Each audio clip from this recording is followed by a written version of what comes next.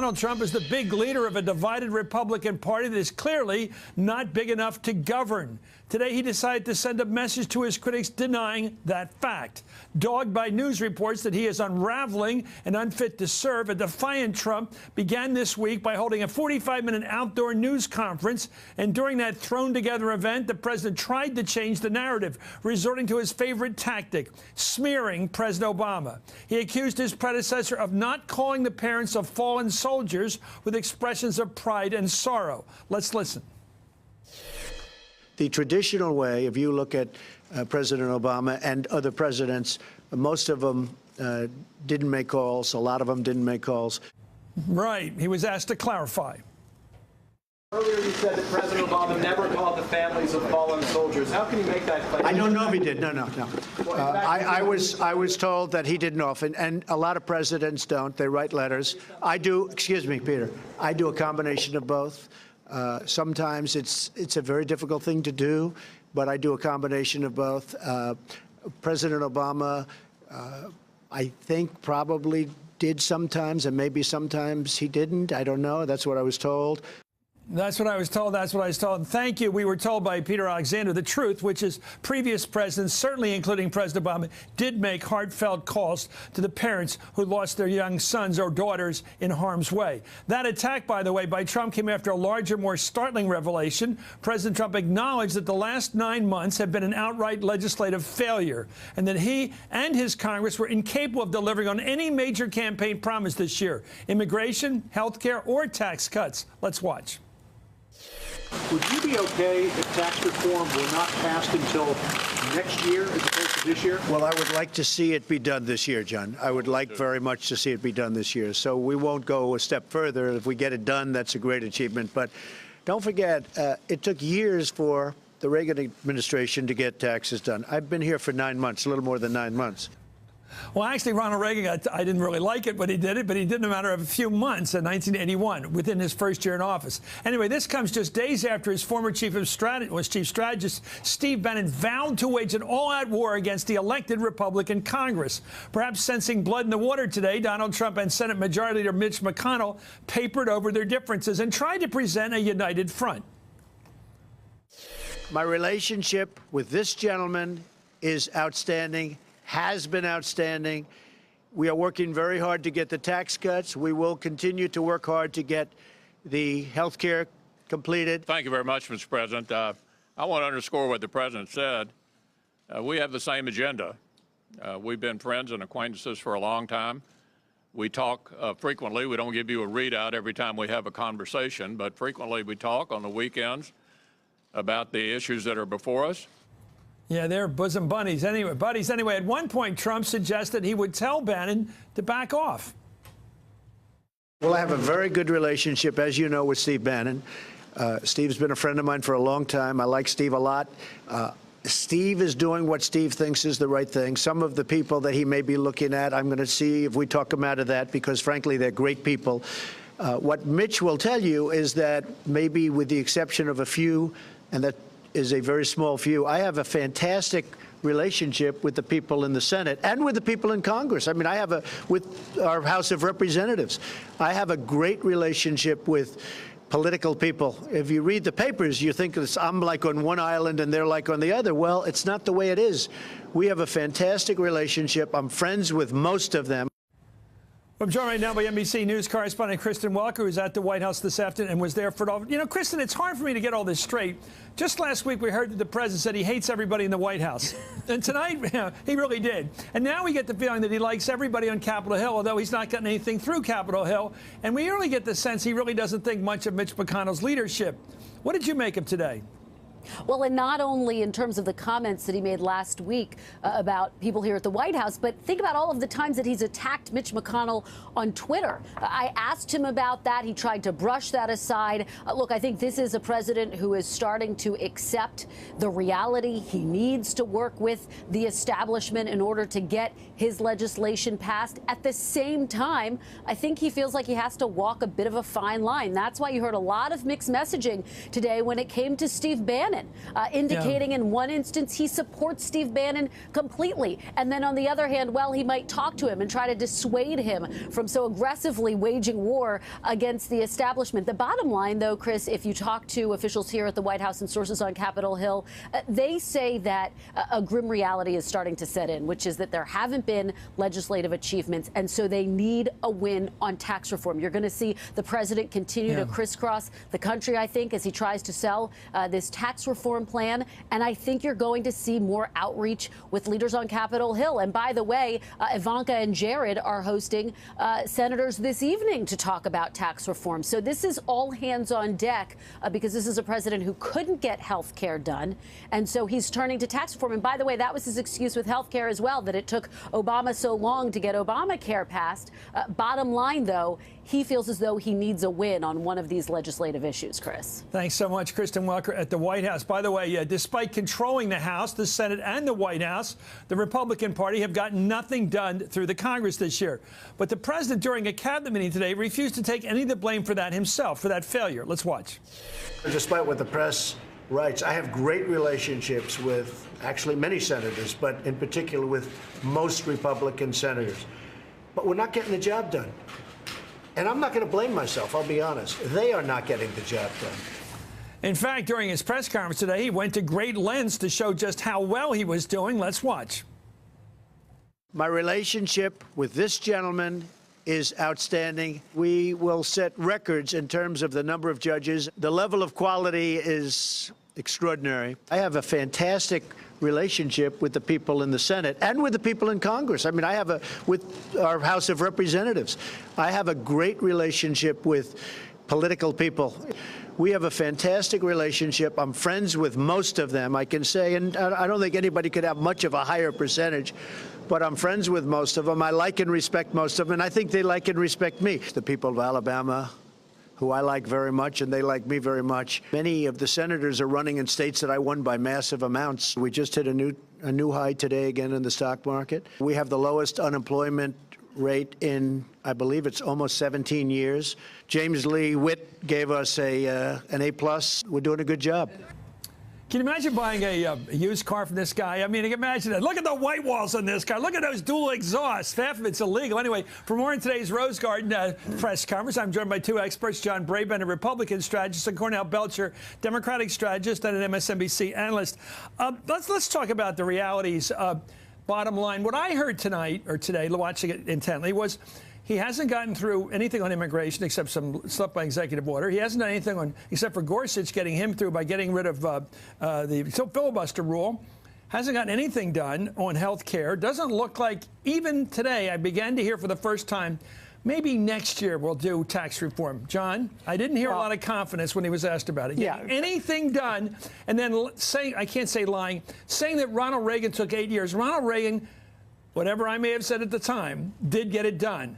He got it done. I was opposed to it. I was working in the opposition. But he got health, he got tax review and all that stuff done the first year. Why does Trump come out to a bunch of Republicans out there somewhere saying something that every Republican knows isn't true? Why does he keep saying this bragging stuff that isn't true?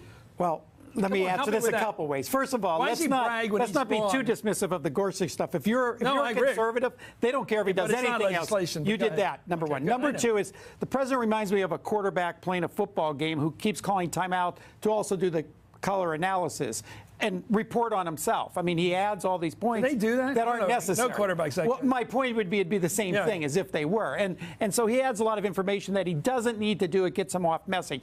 Here's the problem. But if you can't believe most of what he says, why do you believe any of it? But here's the problem. He is right on one thing. It is something wrong that we have the House, the Senate, and the White House. We can't repeal and replace like we had promised or some of this other legislation. So the big difference is he has decided, I got to govern. This is the team they were giving me. I'm going to work with Mitch McConnell, who I'm sure came to him and said, some of the things Steve Bannon is saying publicly is not going to help my effort for you. Right. And so I think the president backed off. Steve Bannon's looking at this completely different. He's looking at that this is a transformational president and this is an incremental Senate. Who's helping who? Cornell, I look at a three-way Republican Party now. A few moderates, the two women, basically Murkowski and Collins from the different coasts, and I see some renegades out there, Rand Paul, you never know what he's going to do, and John McCain, the ultimate maverick. Yeah. Right. They're always going to be there. So he doesn't have 52 votes. He's got less than a majority. It's not going to help him have the VP. He doesn't have the votes. And then he has this guy Bannon coming along, smashing windows, saying, I'm going to bring this house down. I'm going to get rid of Flake. I'm getting rid of the person up in Nebraska. I'm getting rid of Fisher. Right. I'm going to knock out Orrin Hatch. That may not even be helpful either. I don't know where the party is going that's going to get anything done. But it's not helpful. I mean, two big things here. One is, look, these are the seeds that they started planting in 2010 when then Speaker Boehner and the rest of them, you know, the Tea Party, when people say, I want to take our country back, and that Tea Party sort of revolution started happening.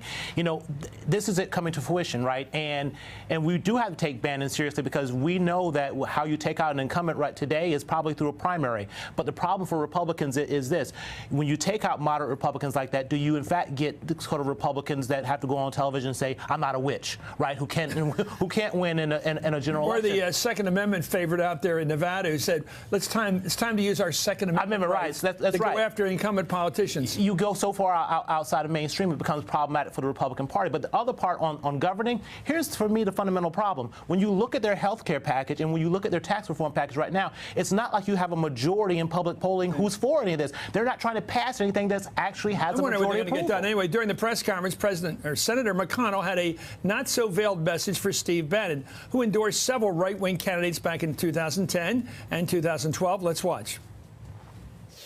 The goal here is to win elections in November. Back in 2010 and 2012, we nominated several candidates, Christine O'Donnell, Sharon Angle, Todd Akin, Richard Murdoch. They're not in the Senate. And the reason for that was that they were not able to appeal to a broader electorate in the general election. My goal as the leader of the Republican Party in the Senate is to keep us in the majority. The way you do that is not complicated. You have to nominate people who can actually win, because winners make policy and losers go home. Well, he's the driest man in the world, but he did make a couple points. You have two rape candidates, Murdoch and Akin, that talked about rape in a crazy way. You got a woman who said, I'm not a witch. You have a woman who said, I got my gun, I can go after some politicians with it. I mean, they were a pretty loony-toony bunch. But he's greatly underestimating Did Bannon Steve like those four people? I have no idea where Steve Bannon was. Are you afraid of Steve Bannon? I know Steve Bannon. Are you afraid of him? I'm not afraid of Steve. Can you say something against him? I'm not afraid of you, and I'm not going to say anything against you. You come after me all the time. Here's what you have to understand I think you guys are afraid of Steve Bannon. Here's what you have to understand about Steve Bannon. He was the architect that figured out that President Trump could win by winning the Rust Belt states, not by going after Colorado. He's a smart strategist. Number two is he understands the Trump agenda probably even better than Trump himself. Number three Why is he out of the White House? Why'd they fire him? I don't think his style worked within the White House. It works much better outside the White House. Here's the thing why he's dangerous to a McConnell. He doesn't need anything. Does Trump style work in the White House? I think you have to build. Are you kidding me? You can't have two Trumps in the White House. Okay. You have to build it around him. But Steve Bannon is somebody who's going to be serious in this, and I think McConnell is probably nervous about it. Let's talk about Trump's attacks today. He went after the media's fake media. He went after the Democrats. He called them the usual stuff. Said they're just obstructionists. And that's true in some cases. I think on judgeships, the Democrats are playing hard to get. He's going after the Republicans. He calls his own wives, but he calls them all a bunch of people he hates. This guy doesn't like anybody, and that's a fact and a problem. When a president looks around the room and sees only people he hates, he doesn't like McConnell. No, he'll throw McConnell. Here he is. I want to make that point. Trump also attacked Democrats, saying they are good at obstruction. Let's watch.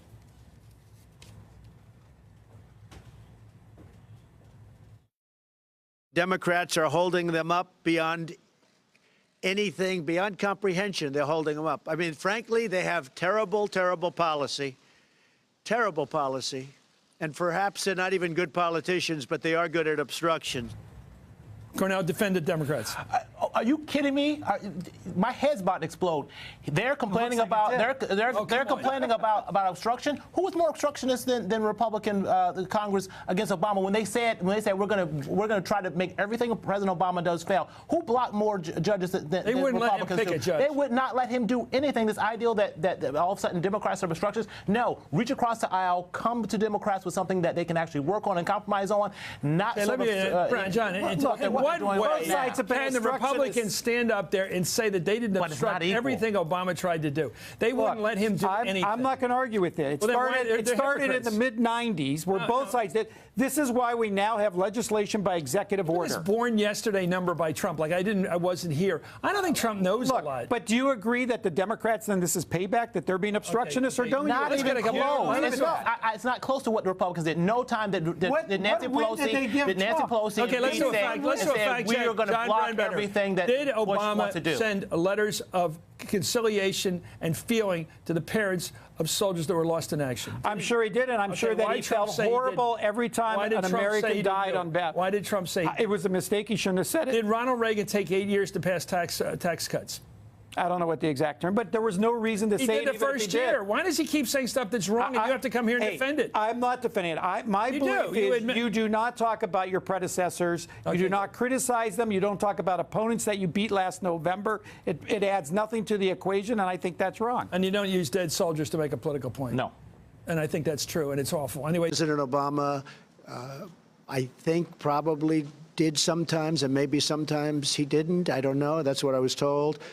That's what I was told. That's what I was told. Thank you. We were told by Peter Alexander the truth, which is previous presidents, certainly including President Obama, did make heartfelt calls to the parents who lost their young sons or daughters in harm's way. That attack, by the way, by Trump came out. Donald Trump is the big leader of a divided Republican Party that is clearly not big enough to govern. Today, he decided to send a message to his critics denying that fact. Dogged by news reports that he is unraveling and unfit to serve, a defiant Trump began this week by holding a 45-minute outdoor news conference. And during that thrown-together event, the president tried to change the narrative. After a larger, more startling revelation, President Trump acknowledged that the last 9 months have been an outright legislative failure and that he and his Congress were incapable of delivering on any major campaign promise this year. Immigration, health care, or tax cuts. Let's watch. Would you be okay if tax reform were not passed until next year? Or 5. Earlier you said that President Obama never called the families of fallen soldiers. How can you make that claim? I don't know if he did. No.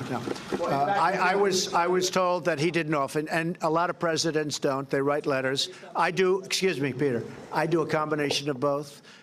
Sometimes it's a very difficult thing to do, but I do a combination of both.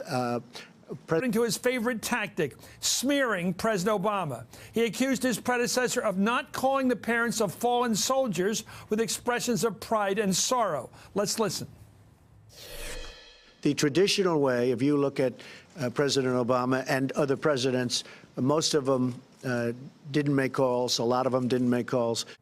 Right. He was asked to clarify.